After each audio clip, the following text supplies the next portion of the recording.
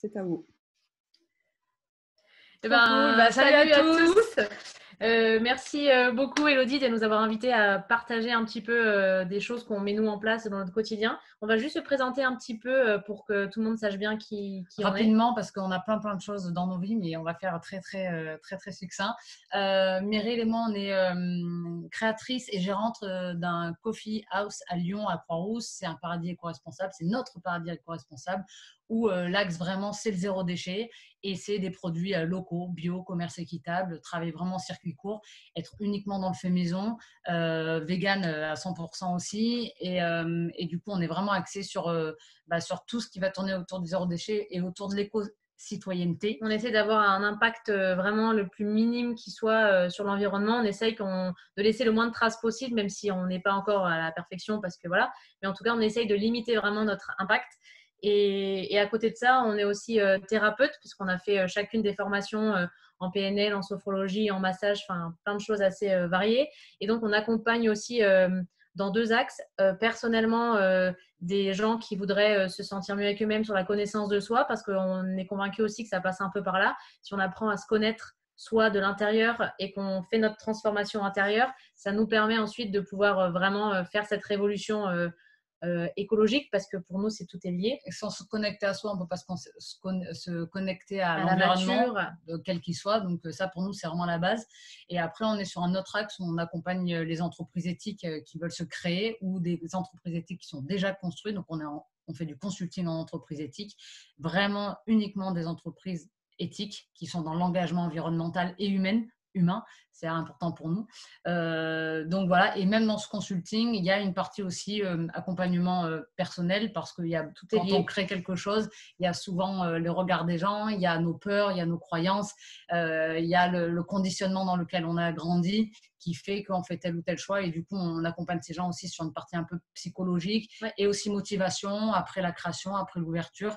Surtout qu'aujourd'hui le business, je dis business parce que ça reste quand même malgré tout du business, le business éthique ça demande de déconstruire pas mal de choses et du coup on est souvent confronté au regard des autres parce qu'on est amené à faire des choix qui sont vachement différents et qui peuvent paraître un peu marginaux par rapport au reste du monde et donc on est souvent confronté à devoir assurer notre posture et se dire mais non, je sais que c'est pas ce que tout le monde fait mais moi je sais que c'est ok et donc voilà, on allie un petit peu tout ça pour pouvoir être droit dans nos basques et affirmer nos choix. Notre business model, c'est business model 6.0, c'est-à-dire qu'on n'est pas dans une envie de croissance chaque année, plus, à embaucher plus de gens. On est sur la croissance au début et trouver son point d'équilibre. Et après, maintenir son point d'équilibre. Et pour nous, ça, c'est la base qui fait qu'on peut avoir un équilibre de vie personnelle, une envie toujours d'aller au travail et maintenir le minimum qu'on doit pour payer aussi les charges, les loyers, etc. Donc ça, pour nous, c'est vraiment la base et on accompagne les gens à trouver ce point d'équilibre et ensuite à le maintenir. Donc voilà un petit peu ce qu'on fait au quotidien et c'est ce qui du coup a fait que Elodie nous a gentiment proposé de faire une intervention sur tout ça parce que là on a créé pendant ce confinement parce que du coup on a dû fermer. Donc pendant ce confinement on a créé un groupe Facebook qui s'appelle Créons ensemble le monde de demain et on a voulu réunir du coup plein d'acteurs qu'on connaît, des friperies, d'autres cafés, Anaïs de Composton, Anaïs, notre archi aussi qui est spécialisée dans l'ameublement éthique. Enfin en fait plein de monde, on est une douzaine aujourd'hui. Et donc, on intervient sur ce groupe. Chaque personne a une journée dédiée et donc a un thème dédié. Et chaque jour, il y a des astuces vraiment très concrètes. Ça peut être des cosmétiques faits maison, ça peut être parler des banques aussi, parler des emplois, parler de la santé, parler de la mode, parler d'un aspect psychologique, développement personnel, parce que pour nous, comme on l'a dit tout à l'heure, tout est lié. Et du coup, voilà, il y a des thèmes différents avec surtout des actions faciles. Ouais. Concrètes, vraiment des actions concrètes et simples à mettre en place chaque jour. Donc, chacun, il trouve, c'est une petite pépinière, comme on appelle ça, d'actions concrètes. Il y a des thèmes et donc, on clique sur le thème et on va trouver tous les articles correspondants. Avec chaque article, à une action. Et donc, ça permet de se mettre en action. On fait des lives aussi pour pouvoir un peu se motiver les uns les autres. C'est hyper bienveillant. Et voilà, donc du coup… C'est vraiment une communauté de gens qui ont envie de faire des choses, de changer, de se connecter à soi et autour. Quel que soit son degré, son degré d'engagement. Aujourd'hui, on est tous là pour… Et le groupe, il est vraiment là, pas pour… constater uniquement ce qui se passe aujourd'hui ou ça on veut plus, on n'aime pas ça. C'est vraiment de se dire ok, aujourd'hui il y a ça, on fait un état des lieux, mais par contre pour changer ça, pour vraiment que ça soit meilleur pour l'avenir et pour tout le monde, et ben tu peux faire ça, ça, ça. C'est vraiment des actions concrètes pour l'avenir parce qu'aujourd'hui, on se rend compte que souvent, on se dit ce qui ne va pas et on sait aujourd'hui, on est tous conscients de ce qui ne va pas. On a la difficulté à imaginer comment ça pourrait être autrement que ce que c'est aujourd'hui. Et donc, voilà, on a voulu un peu venir toutes ces belles énergies et que sur ce groupe, on trouve que des solutions pour l'avenir. Et des fois, les gens veulent changer, ils ne savent pas comment. Donc, c'est le lieu du coup, pour les gens. Exactement. Et c'était un peu le thème de ce soir. Et pour nous, on voulait vraiment aborder ensemble ce qui nous semble à nous la base de la base de la base de la base. Pour nous, en tout cas, pour un monde de demain, un meilleur monde de demain, c'est un monde de demain qui est basé sur la conscience et le sens. C'est deux choses qui sont vraiment différentes. La conscience, pour commencer par la conscience, c'est vraiment ne plus faire les choses par habitude, par principe et par automatisme. Pas faire pour faire. Mettre de la conscience dans ce qu'on fait, déconstruire cette habitude-là, cet automatisme-là, pour mettre de la conscience dans nos actions, dans nos choix, dans nos idées, dans notre mise en place. C'est prendre le temps de prendre un peu de recul, regarder un petit peu sa vie et ses choix et tout ce qu'on a avec un peu de recul, se regarder du dessus et se dire à un moment donné, se poser des questions et réussir à remettre en question certaines choses. Parce qu'en fait, il y a des habitudes qu'on a mis en place et parfois on le fait inconsciemment, machinalement. Et il suffit des fois de prendre un peu de recul et de se dire, ok, est-ce que vraiment ça, ce que je fais, ça me convient ou pas? Et donc, pour nous, la conscience, c'est vraiment ça. Et je rebondis sur la prise de recul. Souvent, c'est comme lâcher prise. Lâche prise, c'est facile, prendre du recul. Mais pour prendre du recul, il faut prendre le temps.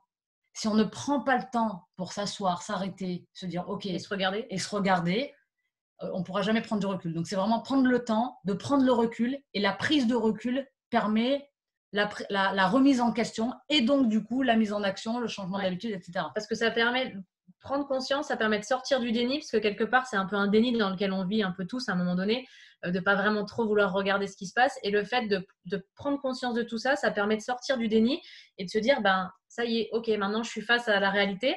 Je suis face à ce que je fais, quel impact ça a aussi. Oui, et quel impact ce que je fais a sur mon environnement plus ou moins proche. Et le fait de se rendre compte de ça, au début, ça fait bizarre parce qu'on se dit, déjà, ça peut faire peur, ça peut rendre triste, ça peut être un peu anxiogène. Mais ça permet du coup de se dire, ok, maintenant que j'ai vécu un peu toute cette peur, cette angoisse, j'ai conscience de ça, c'est pas grave. Maintenant, qu'est-ce que je peux faire pour aller de l'avant? Donc pour nous, la prise de conscience, elle est vraiment nécessaire. Et pour nous, c'est la base de tout changement. Et surtout pour que ça soit vraiment pérenne après pour la suite. Ça, parce que c'est ça. Le but, c'est que ça puisse durer. Pérenne. Et après, il y a la deuxième chose, c'est le sens. Pour nous, le sens, il est primordial aussi comme la conscience. Le sens, c'est donner du sens à nos actions, à nos envies. C'est être en adéquation, plutôt avec ses valeurs, ses envies, ses convictions. Pour nous, si ces trois-là ne sont pas réunis, c'est difficile de tenir sur le long terme aussi et de retrouver ce truc pérenne de la conscience. Parce qu'on voit beaucoup de gens qui se mettent, par exemple, à faire leur déo eux-mêmes parce que ils ont vu un tuto ou ils ont vu quelqu'un le faire et c'est cool. Sauf que s'il n'y a pas du sens derrière et cette prise de recul sur soi, on va le faire une fois ou deux et au final, on va un peu perdre, on va s'essouffler puis on va revenir à ses habitudes anciennes parce qu'on n'aura pas vraiment compris pourquoi on le fait. Et vraiment, le sens, prendre le temps. Au début, on se dit, ouais, on va se jeter corps et âme à faire des trucs. Mais sans avoir le sens, on peut s'essouffler. Et donc, c'est pour ça que nous, on invite vraiment les gens à prendre conscience de ça et à travailler sur le sens. Et c'est pour ça que… Et le sens, il est sur plein de points. Il est mettre du sens pour soi, dans sa vie personnelle, dans ses relations autour de nous, dans toutes ses relations, dans sa vie professionnelle. Pourquoi je fais ce métier? Qu'est-ce qui m'anime dans ce métier? Qu'est-ce qui fait que je me lève tous les matins? Qu'est-ce qui me donne envie d'y aller? Qu'est-ce qui me donne envie de continuer? Qu'est-ce qui fait que tous les matins, je suis avec cette compagne? Pourquoi? Parce que oui, parce que non, parce que truc, c'est toujours la même chose, c'est se poser la question. Mes amis, ma famille, est-ce que je suis obligée? Et mettre du sens aussi, donc pour soi, perso, pro, dans l'environnement. Mettre du sens dans mes actions. Pourquoi je fais un compost? Est-ce que je le fais parce qu'on m'a dit que c'était bien et je le fais? Mais est-ce que sincèrement, quand on se regarde 2 secondes, si je le fais comme ça, est-ce que sincèrement, je vais le tenir toute la vie? Est-ce que sincèrement, mon compost ou mon lombricompost va fonctionner, va bien marcher, ça va se manger, ça va pourrir, ça va machin? Si je le fais sans sens, je ne suis pas sûre. Et puis, du sens aussi pour…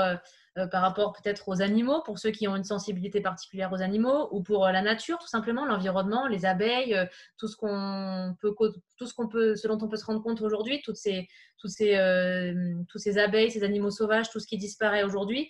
Ça aussi, on sait aujourd'hui qu'on a un impact dessus, donc c'est important de prendre conscience de ça et de se dire que oui, mes actions, elles ont vraiment une répercussion, qu'on ait l'impression, est directe ou pas, mais ça a une répercussion à un moment donné. Et aussi par rapport au côté humain. Par exemple, nous aujourd'hui, pour notre café, on va chez un fournisseur, un producteur de fruits qui est en conversion bio. Et aujourd'hui, bien sûr que ces fraises, elles sont plus chères sans doute qu'ailleurs, mais lui, on sait qu'il rémunère les gens avec qui il travaille hyper correctement. Et du coup, pour nous, eh ben, on préfère se démerder à faire autrement et à réajuster nos prix, mais on sait qu'au moins les fraises qu'on achète, elles sont bonnes pour l'environnement, elles sont bonnes pour notre santé, et aussi, eh ben, ça respecte les gens qu'il y a derrière. Donc, c'est vraiment essayer de mettre du sens dans tout ça. C'est un truc un peu global. Et puis, c'est aller plus loin, en fait, que la première chose qu'on voit. C'est-à-dire qu'on met du sens à acheter du bio. On pose des questions. Mais si le bio est dans du plastique, est-ce que mon sens, il est OK jusque-là? Pour nous, par exemple, non.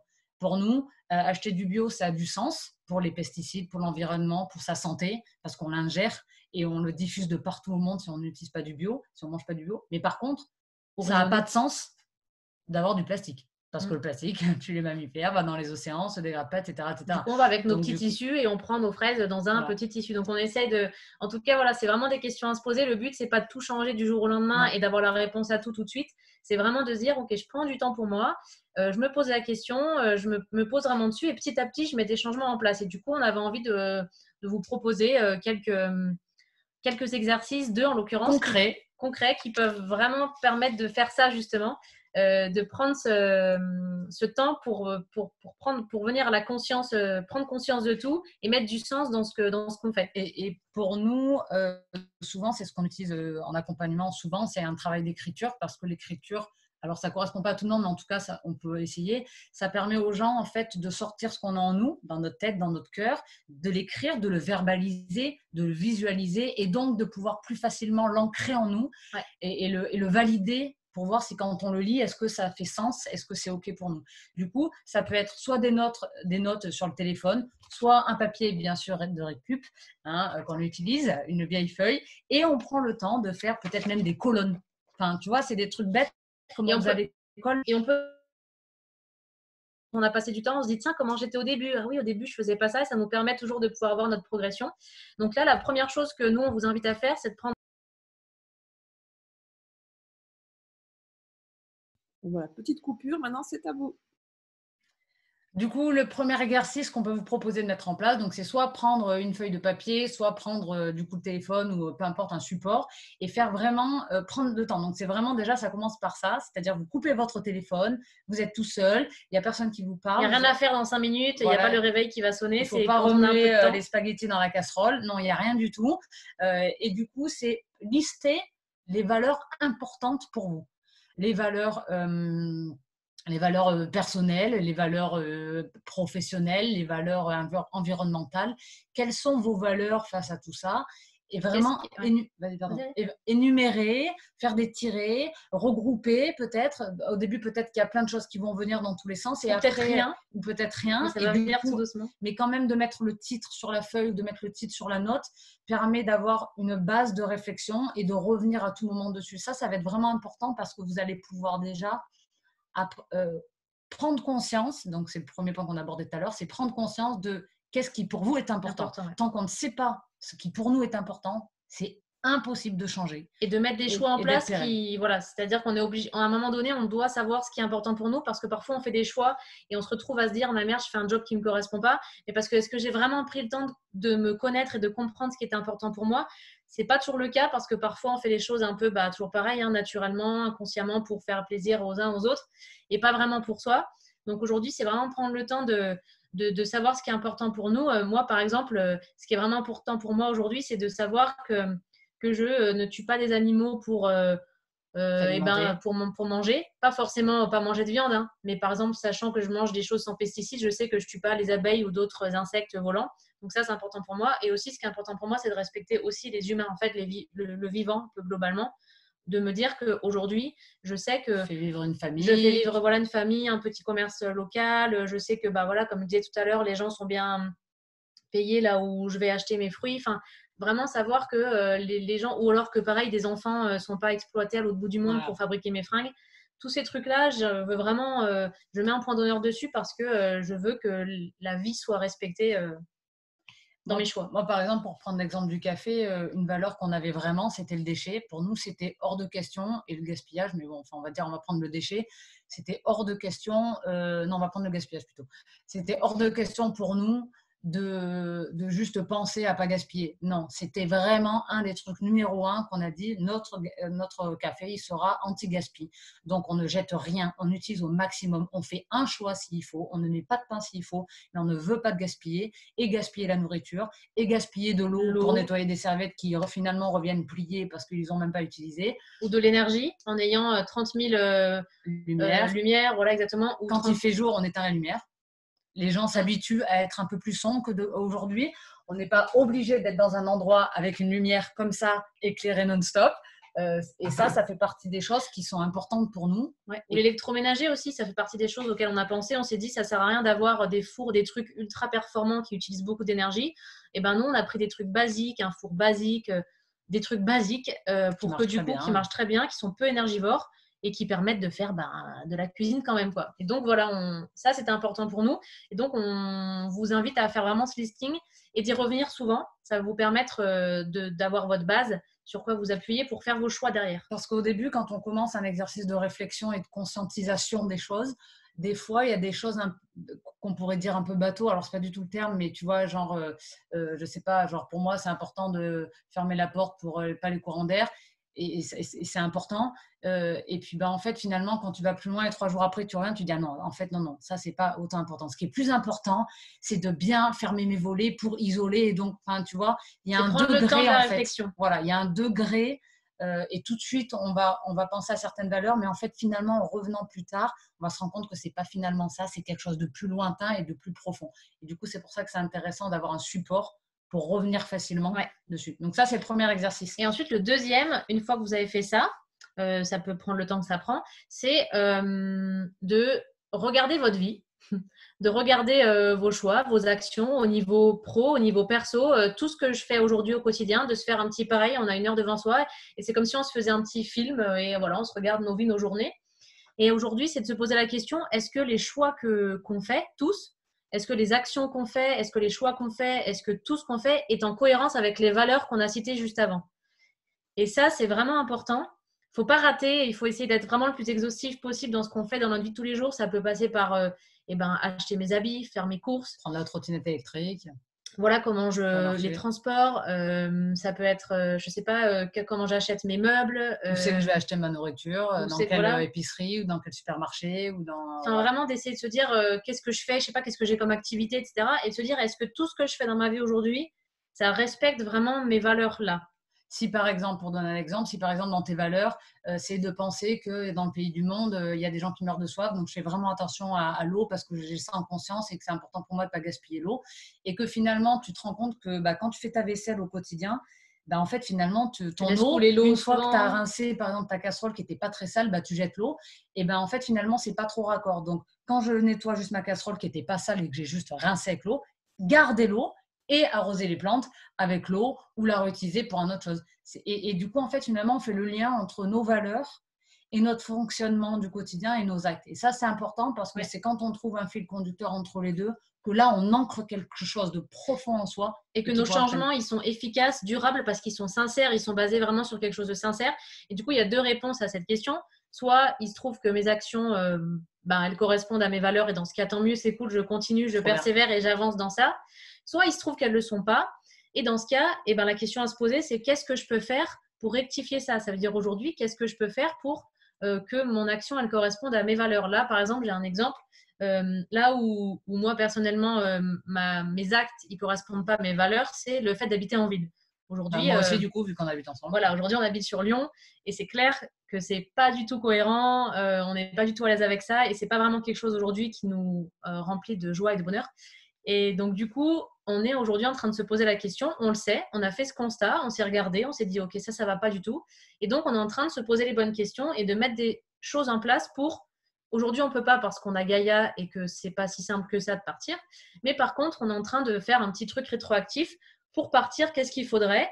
Et donc, on a toutes nos actions à mettre en place pour pouvoir finalement réussir à partir de la ville et aller s'installer à la campagne. De quoi j'ai besoin? Qu'est-ce que j'ai aujourd'hui quelles ressources j'ai aujourd'hui qui peut me permettre d'alimenter mon besoin et du coup de faire en sorte que mon besoin passe à une action. Ouais. Et en fait, tout ça, c'est de la Quelles sont les réflexion, mais étapes c'est un clés? temps. Et oui, c'est un temps vraiment de questionnement et j'insiste vraiment là-dessus. On fait souvent les choses trop vite, on veut que ça aille vite, mais il y a vraiment de la conscience à mettre derrière pour que les choses changent sincèrement et réellement en soi. Ouais. Et donc avec le monde et avec les autres, quoi.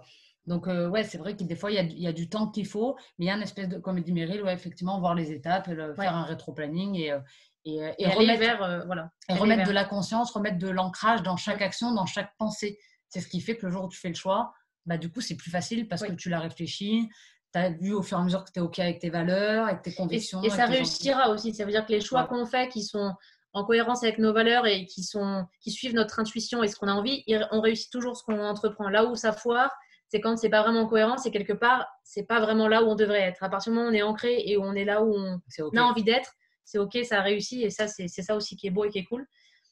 Du coup, voilà, c'est ce qu'on voulait un petit peu vous partager pour pouvoir commencer ce travail au Berzingue. C'est d'abord se recentrer. Et d'abord faire cette petite révolution intérieure. C'est beau ça. Ouais, c'est Pierre Rabhi qui dit ça et j'aime beaucoup. Oui. La révolution intérieure. Pierre Rabhi dit ça, c'est vrai. Et j'adore. Ouais. Et après, il y a quand même une action qu'on voulait vous proposer parce qu'on sait que du coup, vous allez être, vous, certains qui nous regardez, pas tous, mais en tout cas certains, dans un espace de cowork et dans un bureau. Et pour nous, ce qui serait intéressant de commencer à mettre en place, une première action, ce serait d'apporter peut-être vos couverts, un verre, une tasse, quelque chose que vous allez laisser au bureau, qui reste tout le temps là-bas, que vous allez pouvoir nettoyer une fois que vous aurez terminé. Et ça évitera d'avoir et peut-être une serviette aussi en tissu, à la bonne franquette, hein, comme faisait mamie. Elle avait une serviette en tissu, ça marchait bien. Quand on va faire des pique-niques, on prend nos couverts, nos verres, nos serviettes, on prend tout ça. Et du coup, l'espace de cowork ou vos bureaux, on est un peu comme chez soi. Nous, on a été aussi en espace de cowork, on est beaucoup. Donc, autant avoir ce petit repère aussi parce que ça fait plaisir. C'est pas uniquement du boulot, c'est du boulot avec à un moment dans le boulot où on va être une pause, on va manger, on va se détendre. Et là, d'avoir sa serviette, d'avoir ses couverts, d'avoir sa tasse préférée, peu importe, d'avoir même une photo, je sais pas, de sa famille qui est là sur le bureau, ou ça peut permettre un moment idéal. Et surtout, ça impacte considérablement. Mais ça impacte considérablement le jetable, la consommation d'eau pour nettoyer non-stop, l'énergie, parce que si l'eau, on a besoin d'eau pour machine à laver, on a besoin d'énergie. Donc, vous économisez de l'électricité, de l'eau, et il n'y a plus de jetable. Il n'y a pas aussi de sacs plastiques, parce que du coup, finalement, il n'y a plus rien à jeter. Donc, il n'y a pas de sac plastique qui récupère vos plastiques. Donc, c'est un gros… et du coup, pas d'objet. Non, mais on va même loin. C'est que même la poubelle, il faut acheter une poubelle pour mettre un plastique, pour mettre vos plastiques. Donc, si vous n'avez plus de plastique, il n'y a plus de sachets, il n'y a plus de poubelle à acheter. Donc, on est dans une réduction d'énergie totale par l'achat même de la poubelle. Et en fait, tout ça, au fur et à mesure, au début, c'est comme disait Meryl tout à l'heure, ça peut chambouler. C'est des habitudes à prendre. On est là pour déconstruire nos habitudes, déconstruire nos croyances, pour reconstruire de nouvelles habitudes plus éco-citoyennes et d'ancrer davantage plus de gestes et ancrer nos convictions et nos envies. Et ce truc-là sur le jetable, c'est d'autant plus d'actualité, comme on disait tout à l'heure avec Elodie, qu'en ce moment, avec la crise sanitaire qu'on vit, on nous pousse beaucoup. Nous, c'est pour ça qu'on n'ouvre pas le café. On pourrait le rouvrir, en emporter. Pour l'instant, on refuse de le faire parce qu'on n'a pas du tout envie, parce qu'on nous impose du coup d'utiliser du jetable. Et même si c'est du jetable, il y a eu de l'énergie pour produire ces trucs-là qu'on va jeter. Pour nous, c'est une aberration. Donc, pour l'instant, on refuse de rouvrir pour ça. Et donc, ça pourrait être vraiment une vraie action aussi militante de dire, non, nous, on n'ira pas vers le jetable, ce qu'on nous impose de faire, et on n'ira pas pour ça. Donc, on ne pourrait pas croire comme ça, mais en fait, le fait d'avoir sa tasse, son verre et ses couverts au boulot, c'est un acte militant de dire non, je n'irai pas vers la consommation et la surconsommation de plastique qu'on nous impose d'avoir. Donc voilà, c'était vraiment aussi la petite touche d'actualité pour ceux qui travaillent dans cette sphère-là et aussi d'actualité pour la crise sanitaire. C'est un moyen résistant, résilient, de pouvoir faire face à tout ça et donc aussi mettre sa patte un peu et je trouve sa pierre à l'édifice. Je trouve ce qui est aussi hyper intéressant avec ces petites actions simples que vous pouvez mettre dans vos bureaux ou dans l'espace de cowork, c'est que aussi vous rentrez en… C'est pas ça que j'allais dire, mais je suis d'accord aussi. C'est que vous rentrez aussi en connexion avec l'espace qui est dédié et qui a ces convictions-là. C'est que vous respectez en fait un espace qui a des convictions, qui a des valeurs. Et bon, ça me fait l'émotion. En fait, c'est ça, en fait. Les gens respectent nos convictions, nos valeurs. Et c'est ce qui fait qu'en fait, entre les gens, on est hyper respecté, on est hyper bienveillant. Et en fait, oui, c'est pour te montrer que, OK, je ne prends pas de serviette parce que je sais que derrière, ça fait des économies d'énergie. Pas au niveau du fric, on n'est pas là sur le fric, on est sur la consommation en tant que telle d'eau et d'électricité. Et en fait, les gens s'allient à toi. Et c'est important que chacun d'entre nous se rallie à des structures comme là, l'espace de cowork qui peut être fait dans ce sens-là. Ouais. C'est notre planète à tous, c'est notre environnement à tous, à vos enfants, à vos neveux, à vos nièces, à votre famille. C'est à nous d'en prendre soin et de montrer l'exemple aussi et de transmettre ça. Ouais. Parce que sans nous, sans ces actions-là, il n'y a rien qui se passera. Il n'y a rien qui changera, ça sera de pire en pire, plus en plus de maladies. On perd du fric, on épuise toutes les ressources. Il y a des pays tout entiers qui meurent à cause de nos actions. Parce qu'on est un pays qui a une grosse force, qui a beaucoup de capacités, qui a beaucoup d'argent par rapport à d'autres. Et si nous, on ne le fait pas, oui, on fait mourir tout le monde. Amen. Ouais, non, mais bon, pardon, désolée. C'est vrai que ça part trop loin, mais non, mais c'est super bien. Et à la fois, ça fait chialer, et à la fois, c'est trop génial parce que c'est à nous tous de faire les choses et qu'on peut le faire et que c'est simple, quoi. Voilà. Ah, c'est l'investissement de chacun. C'est des convictions. Je comprends bien. Après, si vous voulez plus d'actions et plus d'actions au quotidien à mettre en place, si vous avez envie d'en savoir plus, rejoignez le groupe Créons ensemble le monde de demain. C'est sur Facebook. On n'y gagne rien. Hein. On est tous là en train de diffuser de l'info. C'est vraiment juste pour se retrouver et être ensemble. Donc, il y a quelques questions au début. Donc, il faut bien répondre aux questions pour qu'on puisse vous accepter. Sinon, on n'accepte pas. Si les gens ne prennent pas la peine de faire cette on n'accepte pas. C'est la Parce qu'on a voulu, en fait, dans ce groupe, comme ce qu'on fait un peu tout le temps, c'est d'avoir peut-être moins de personnes, mais des personnes vraiment engagées qui ont envie. Et du coup, ça fait que les gens, dans les commentaires, peuvent se livrer, parler, raconter leurs expériences sans avoir peur de se prendre des bananes dans la tête ou des réflexions ou des trucs. Là, on sait que c'est bienveillant, on sait qu'il y a une énergie. Du coup, chacun ose poser ses questions sans se dire « Ah, c'est une question con que je vais poser ». Non, c'est vraiment, on est tous là pour pouvoir être dans la bienveillance, dans le respect des autres. C'est pour ça qu'on demande de répondre aux questions. Et c'est ce qui fait qu'il y a une belle énergie dans ce groupe. Donc, n'hésitez pas à nous rejoindre. Et voilà, on espère qu'en tout cas, ça a pu un peu vous donner de l'énergie. Oh, vive l'amour de soi et de la planète. quelques idées, quelques astuces. Je confirme, ça transparaît dans vos dires. Et voilà, c'est trop bien. Un super bon moment. Merci à toutes les deux en fait, pour tout ce que vous nous avez apporté en consultation. Donc, c'est très, très sympa. Et j'aime beaucoup l'astuce que vous avez donné pour le coworking parce que j'ai déjà des personnes qui m'ont proposé de me donner des tasses, de me donner des chaises. Et visiblement, c'est vrai qu'on a tous dans les bureaux du matériel, du mobilier qui ne sert plus. Ils en ont marre de le voir parce que des fois, ils ont changé la salle d'attente. Parce que voilà, on peut aussi avoir besoin de changer sa déco. Et ils se retrouvent avec des lampes qu'ils n'utilisent pas, 3 chaises de bureau. Et en fait, je pense qu'avec le lien de votre vidéo, je vais me permettre de lancer un appel à matériel. Ça va être bien. Là. Voilà, j'ai une architecte d'intérieur qui m'aide à placer le mobilier. Mais là, c'est l'occasion de dire, vous avez tous dans vos bureaux des choses, je peux moi réutiliser. Et bien effectivement, c'est encore une occasion pour eux de se réapproprier un lieu qui va détenir en fait pour une seconde vie.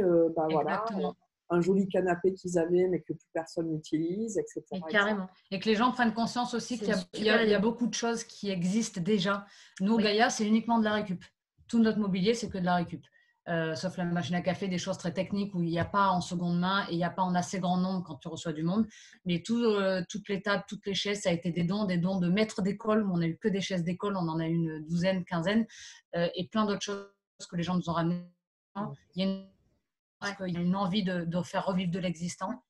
parce qu'il y a beaucoup de choses qui existent déjà. Ouais, je pense qu'il y a plein de gens qui seront Ouais, contents de participer à ce projet. En tout cas, c'est une super idée. Donc, trop bien. C'est tout qui fait un sens, puisque voilà, entre le moment où on décide de faire ça, le deuxième mail où on me donne des tasses, je dis bon, je crois que allez, c'est ça. Ouais, c'est trop bien. Qui est là, donc on va la laisser. C'est génial. C'est la direction. Et la deuxième question que j'avais, qui était plutôt liée côté business, donc le côté éthique, et de plus en plus, effectivement, la prise de conscience que les personnes ont sont vraiment sur mon boulot fait plus sens, je me lance et moi je crée ma propre structure. Sauf que ce que vous êtes en train de lancer, même si c'est qu'un resto, il y a quand même beaucoup de contraintes que vous mettez, mais il y a aussi beaucoup de choses que vous engagez derrière. Est-ce que vous avez trouvé beaucoup en fait de barrières en fait à créer votre entreprise, puisque elle est assez novatrice par rapport à ce qui est fait, et comment trouver de l'aide aujourd'hui pour développer des business comme ça? Moi j'en fais partie aussi, c'est-à-dire que quand j'ai une structure d'accompagnement, j'ai l'impression d'être en 1980. Mais oui, je sais.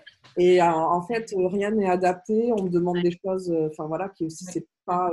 Donc voilà, je voulais savoir votre sentiment là-dessus, parce qu'effectivement, dans votre groupe, je pense qu'il y a beaucoup de personnes comme ça. Et comment aujourd'hui on monte une entreprise éthique en sachant qu'on n'a pas réellement de structure d'accompagnement? Oui. Alors, pour moi, les barrières, elles n'étaient pas vraiment là. Nous, on n'a pas eu la structure d'accompagnement, on l'a fait vraiment à l'instinct. Et pour moi, nous, en tout cas, on n'a croisé aucune barrière, ou en tout cas, on a réussi à surpasser ces barrières-là parce qu'on était tellement convaincus. Par exemple, les banquiers, nous, en plus, juste pour la petite histoire, on fait un voyage en Asie, pendant une année et quelques, et donc on n'avait rien, ça faisait longtemps qu'on n'avait pas travaillé en France, on n'avait rien, ni du chômage, ni rien, en fait, on était vraiment... et donc en fait, on n'avait pas vraiment de revenus, on avait un apport, mais voilà, c'est peut-être pas aussi faramineux que certains. Et en fait, bien sûr, on a été confrontés aux comptables traditionnels, aux banquiers traditionnels qui nous disent mais votre petit projet, est-ce que c'est sûr? Donc bien sûr qu'on a eu plein de questions un peu pièges, mais en fait, on était tellement convaincus et tellement habités par son... En fait, les gens, ils nous ont cru, en fait, nous ont tout le monde,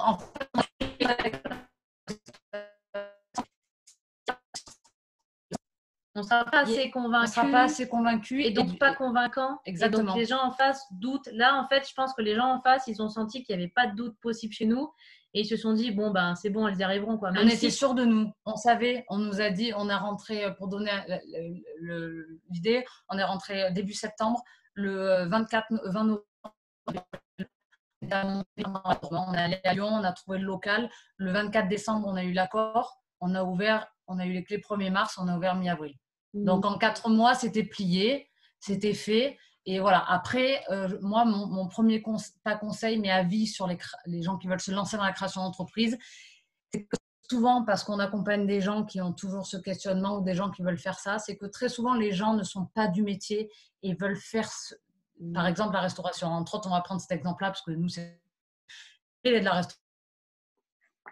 Donc, elle a toujours baigné dans ça. Donc, c'était OK. C'est pour ça que le projet est passé facilement parce qu'elle avait de l'expérience. Si moi, je l'avais fait, moi, je suis coach sportive et masseuse, voilà, ça aurait un peu...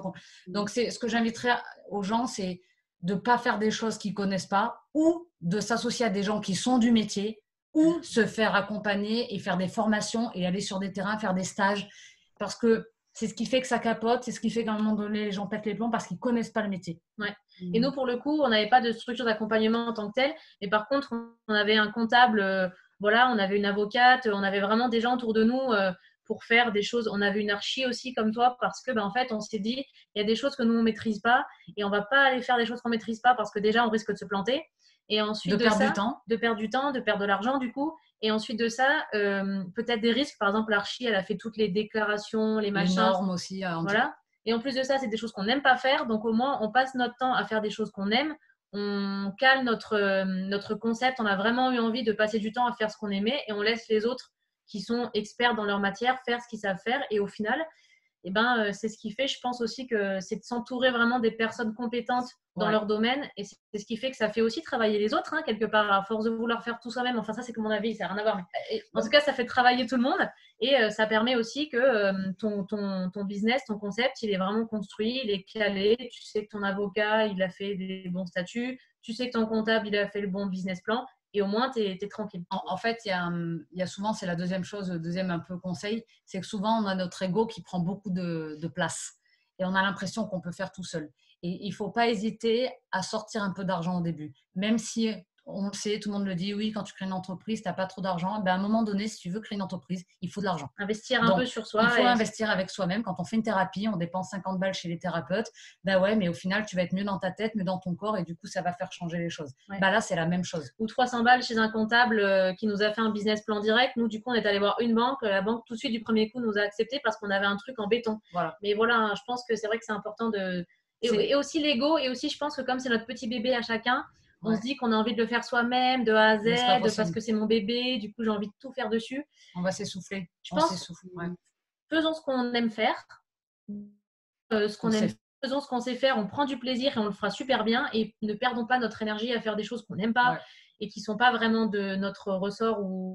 Et laissons les autres travailler dessus. Et nous, concentrons-nous sur ce qu'on aime faire vraiment. Et c'est là où ça aura du sens aussi. C'est quand on fait ce qu'on aime dans le projet, plutôt que de vouloir faire tout son petit bébé. Et pour savoir ça, il faut mettre de la conscience et du sens. Donc, c'est mettre de la conscience et du sens, se faire entourer, absolument, être du métier ou être entouré de quelqu'un qui est du métier ou faire des formations, faire des stages pour aller faire ça. Et se faire accompagner parce que pour nous, c'est la clé de tout en fait. On ne peut pas faire ça tout seul. Ça va, ça répond un petit peu à la question ou... Super, et si ça peut aider certains à se lancer et à mieux comprendre, merci beaucoup. On l'espère. Je vais couper l'enregistrement pour permettre après des questions-réponses. Il fallait assister à l'afterwork pour avoir la suite. Trop bien. Elle sera postée sur YouTube, donc les liens en fait concernant le groupe, on pourra les mettre dans les commentaires. Vous pourrez mettre au fur et à mesure l'avancée de vos aventures sans aucun souci et certainement à très vite à Montpellier. Donc, oui, merci, on a hâte de venir découvrir ce gagner 2 invitations VIP. Trop bien, on a trop hâte. Merci beaucoup, merci à toi pour l'invitation, c'était un super moment.